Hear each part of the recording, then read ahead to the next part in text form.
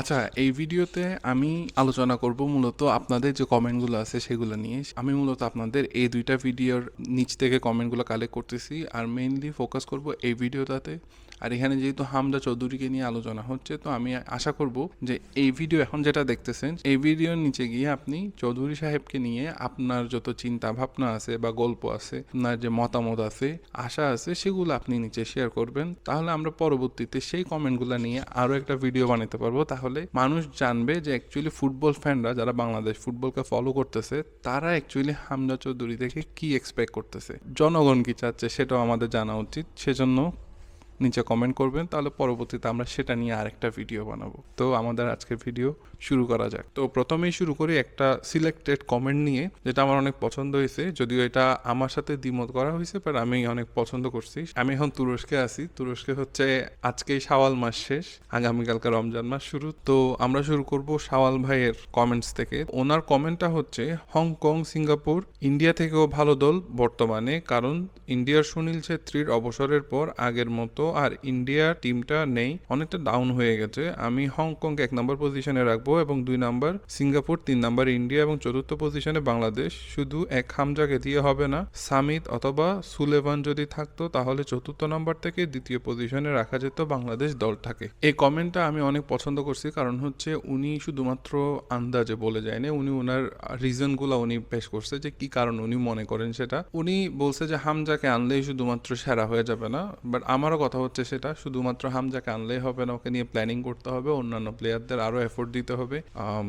সব কিছু একদম সুইট স্পট বলে একটা কথা আছে, সে অনুযায়ী যদি সবগুলো হয় তাহলে হচ্ছে জিনিসটা অনেক সুন্দর হবে। আর আশা করি সুনীল ছেত্রী যদি ইন্ডিয়াকে এত উপরে নিয়ে যেতে পারে, তাহলে হামজার পক্ষ নিয়ে যাওয়াটা অসম্ভব কিছু না। মানে আমি বলছি না যে নিয়ে যেতেই হবে বা অবশ্যই নিয়ে যাবে, বাট নিয়ে যাওয়াটা অসম্ভব কিছু না। যদি ভাগ্যে লেখা থাকে তাহলে এটাও হওয়া সম্ভব। আর এখানে যে জিনিসটা আমি বলবো যে আপাতত আমি বাংলাদেশকে একটু উপরে তো রাখবো, আমি 4 নম্বরে রাখবো না।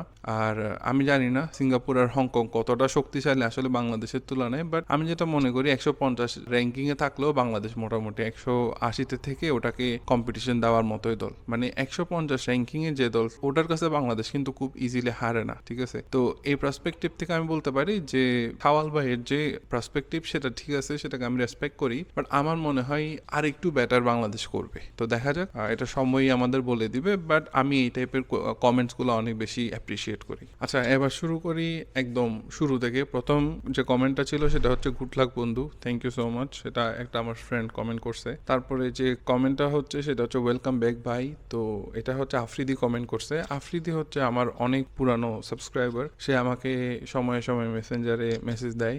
আর তারপরে যে কমেন্টটা সেটা হচ্ছে sound is very low, sorry for that, চেষ্টা করবো সাউন্ডটা এই ভিডিওতে যাতে ঠিকঠাক আসে। এটা কমেন্ট করছে হচ্ছে মোহাম্মদ। তারপর একটা ইন্টারেস্টিং কমেন্ট আসে, এটা অনেকটা হেট কমেন্ট বলতে পারেন, স্বপ্ন দেখতে থাকুন যেন স্বপ্ন দোষ না হয়, এটা করছে আব্দুর রৌফ নামের একজন। তো আমি যতটুকু বুঝলাম যে উনি ইন্ডিয়ান হইতে পারেন, বাংলাদেশ হলে আমি বলবো যে আপনার অ্যাকচুয়ালি আপনার মেন্টালিটি একটু উন্নত করা উচিত। আর ইন্ডিয়ান হইলে অ্যাকচুয়ালি তেমন কিছুই বলবো না, কারণ ওই ভিডিওতে আমি বলছি যে হামজা আসার কারণে ইন্ডিয়ানরা হয়তো একটু ভয় পাচ্ছে, তো এটা ওনার খারাপ লাগতেই পারে। বাট উনি যেভাবে স্বপ্ন দোষ বলছে, সেটার জন্য আমি এটাই বলতে পারি যে হ্যাঁ, ইনশাল্লাহ হামজা যদি আসে আর ইন্ডিয়াকে যদি আমরা আসলে হারাইতে পারি, আশা করি স্বপ্ন দোষটা আপনারই হবে।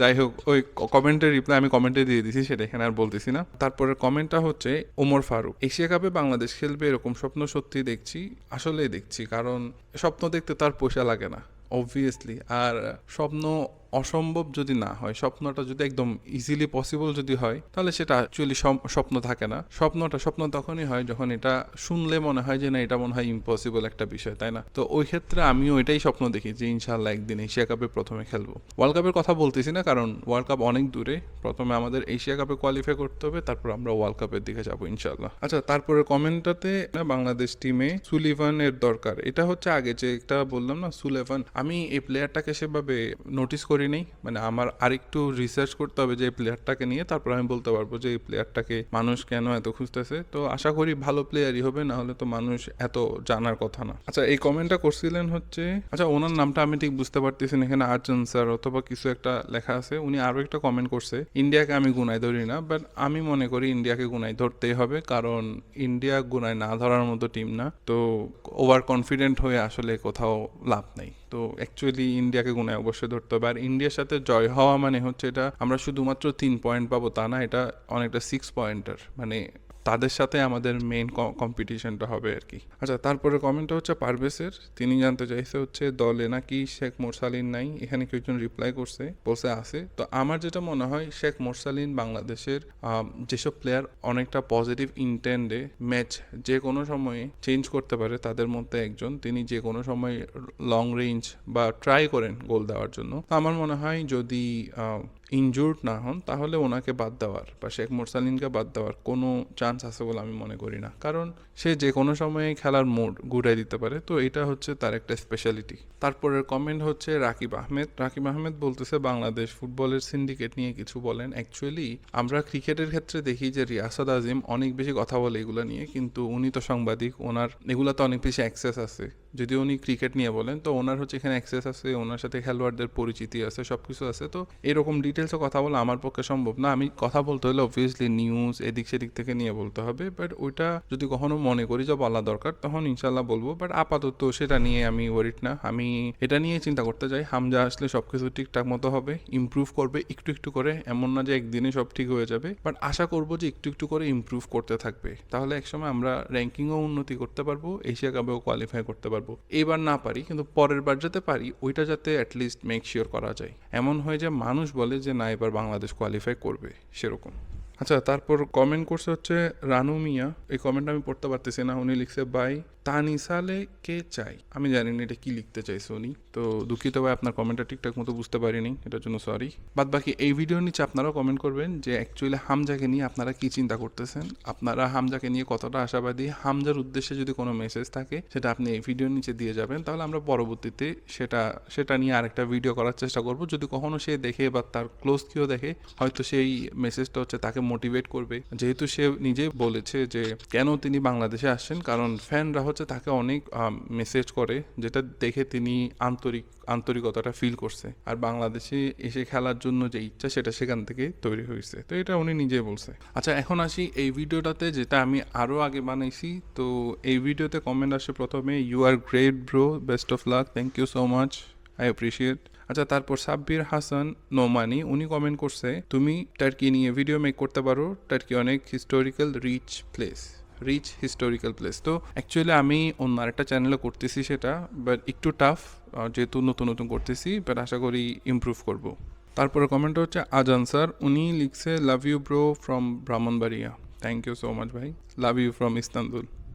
উনি আরও একটা কমেন্ট করছে, ওনার কমেন্টটাতে উনি বলল ভাই 2টা চ্যানেলই সাবস্ক্রাইব করে দিলাম, thank you so much. But অন্য চ্যানেলটাতে যে সাবস্ক্রাইব করছেন আশা করি আপনি ওই ভিডিওগুলো দেখবেন, পছন্দ করবেন, আর কোনো সাজেশন থাকলে সেটা কমেন্ট সেকশন অবশ্যই দিয়ে যাবেন। আচ্ছা, উনি আরও একটা কমেন্ট করছে, উনি মেসেঞ্জারে চ্যাট করার মতো কমেন্ট করছে, ভেরি গুড ভাই, আই লাইক ইট, আমার পছন্দ হয়েছে ব্যাপারটা। আচ্ছা, উনি লিখছে ভাই আপনি যে টিমগুলো লাইক করেন আমার সাথে মিলে গেছে, প্রথমে বাংলাদেশ, সেকেন্ড আর্জেন্টিনা। বাট আমি যখন অ্যাকচুয়ালি ফুটবল খেলা দেখা শুরু করি তখন বাংলাদেশ ফুটবল সিনেই ছিল না। তো আমি প্রথম আর্জেন্টিনা লাইক করতাম, বাট যখন ডিসকভার করি আচ্ছা বাংলাদেশ বলেও একটা দেশ আছে যেটা ফুটবল খেলে, মানে যখন ডিসকভার করছি যে বাংলাদেশ ফুটবল ফেডারেশন আছে, ফুটবল খেলতেছে, আমরাও ফুটবল খেলতে পারি। আমি মনে হয় যখন ফুটবল খেলা দেখা শুরু করছি তখন মামুনুল ক্যাপ্টেন ছিল অথবা এরকম। তো তখন থেকে আমি আবার বাংলাদেশকে একটু প্রায়োরিটি দেওয়া শুরু করছি, যেহেতু এটা নিজের দেশ। আর্জেন্টিনার জন্য চিল্লাই, ঠিক আছে, মেসি ভাল লাগে, হ্যান ত্যান সবই ঠিক আছে, ম্যারাডোনা ভাল লাগতো বা খেলা দেখতে সুন্দর, সবই ঠিক আছে ভাই, কিন্তু নিজের দেশের জন্য একটু অ্যাপ্রিসিয়েশন রাখা উচিত বা নিজের দেশের জন্য একটু টানটা কাজ করা উচিত। সো ওই পার্সপেক্টিভ থেকে আমি চাইতাম যে হ্যাঁ বাংলাদেশ হচ্ছে first priority, and then second Argentina বা যে দল ভালো করে ওইটা। আচ্ছা, রাকিব আহমেদ আবার কমেন্ট করছে, ওয়েলকাম ভাই, থ্যাংক ইউ সো মাচ ভাই। আচ্ছা, ইন্টারেস্টিংলি এখানে কমেন্ট করছে আমাদের সার্জি সালো, অবভিয়াসলি ফেক অ্যাকাউন্ট, বাট আমার ভাই তুমি এরকম এগিয়ে যাও।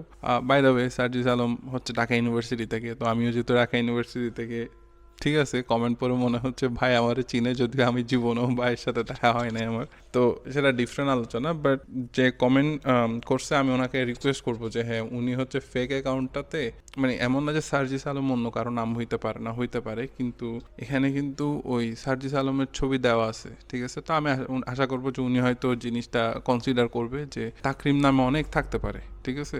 কিন্তু আমি আমার ছবি যদি কেউ দিয়ে দাবি করে যে ও তাকরিম, তাহলে জিনিসটা একটু ফেক হয়ে যায়। যাই হোক, আপনি আমাকে বলছেন এগিয়ে যেতে, ইনশাল্লাহ আবার বেশি এগিয়ে গেলে এখানে ক্যামেরার সাথে বাড়ি খাবো, সেজন্য বেশি এগিয়ে যাচ্ছি না, কিন্তু দোয়া করবেন। আর হচ্ছে কমেন্ট সুন্দর সুন্দর কমেন্ট করবেন, মানে সুন্দর সুন্দর, মানে আমি প্রশংসা করতে বলতেছি না, একটু কনস্ট্রাকটিভ করতে পারেন, আবার সমালোচনা করিয়েন না বেশি। এত এত এত দূর থেকে কন্টেন্ট বানাচ্ছি, আপনার সমালোচনা কিন্তু আমার সহ্য নাও হইতে পারে, বি কেয়ারফুল। না, আসলে মন মেজাজ ভালো থাকলে সমালোচনা করলেও গায়ে লাগে না, বাট যেদিন হচ্ছে মেজাজ ভালো থাকে না সেদিন ভালো কথাও গায়ে লাগে। তো আপাতত যারা কমেন্ট করছে আমি সবার কমেন্ট পড়ছি। আজকে আসলে আমি অন্য আরেকটা ভিডিও বানানোর জন্য বাইরে যেতে চাইছি, একটু ঠান্ডা লাগতেছে, আবার আগামীকালকে রোজা, তো তারাবি আছে, আবার খাবারের ব্যাপার স্যাপার আছে। আমাদের এখানে রাতের খাবার হচ্ছে 7টার মধ্যে শেষ করতে হয়, আর মাগরিবি হয় 6টা 40 এরকম। তো একটু তাড়াহুড়ো আছে, তো ওটার কারণে আমি আর বাইরে যাইনি। ভালো একটা ভিডিও আইডিয়া আমার মাথায় অনেক দিন ধরে ঘুরতেছে, বাট কোনোভাবে এক্সিকিউট করতে পারতেছি না। আর ভালো ভিডিও আইডিয়া হইলে অবভিয়াসলি এফোর্ট বেশি দিতে হয়, তো সব কিছু মিলে আর কি একটু স্টাক হয়ে আছি। আচ্ছা, আমি মাত্র ভিডিও শেষ করলাম, বাট এখানে আরও একটা কমেন্ট পেয়েছি, সেটাও আমি ইনক্লুড করে দিই। সেটা হচ্ছে, দাদা শুধু হামজা নয়, হামজা একা নয়, ইতালি থেকে ফাহমিদুলও আসতেছে। তো ইনশাল্লাহ যদি ভালো প্লেয়ার হয়, যদি কোচ ভরসা পায়, সেও দলে থাকবে, আর না হয় হচ্ছে পরবর্তীতে হয়তো আমরা তাকে দেখতে পাবো। যদি ভালো প্লেয়ার হয় টিমের, অবভিয়াসলি ওনারা যে পরিমাণ সুযোগ সুবিধা পেয়ে উঠে আসে, আর ওখান থেকে ওনারা যে পজিশন থেকে আসে, ওখানে ওনারা যেই ডিসিপ্লিন মেনটেন করে, ওইটা আমাদের দেশে যারা আছে অনেক ক্ষেত্রে, সবাইকে ছোট করার কোনো উদ্দেশ্য আমার এখানে নেই, অনেক ক্ষেত্রে হয়তো ডিফারেন্ট, হয়তো অনেক বেটার তারা পায়। তো এটার কারণে আমার মনে হয় যে বিদেশ থেকে একটা প্লেয়ার দেশে খেলতে আসলে মানুষ ওটার দিকে একটু তাকায়। আর মেইনলি হচ্ছে যে জামাল, হামজা, এরা যেহেতু ভালো পারফর্ম করছে অনেক দিন ধরে, বা করবে বলে আশা করা যায়, সেটার জন্য অ্যাকচুয়ালি একটা রেপুটেশন ক্রিয়েট হয়েছে যে বিদেশ থেকে আসলে ভালো। আর আমাদের দেশের মানুষের, আমারও বিদেশের প্রতি একটা ভালো ধারণা সবসময় থাকে।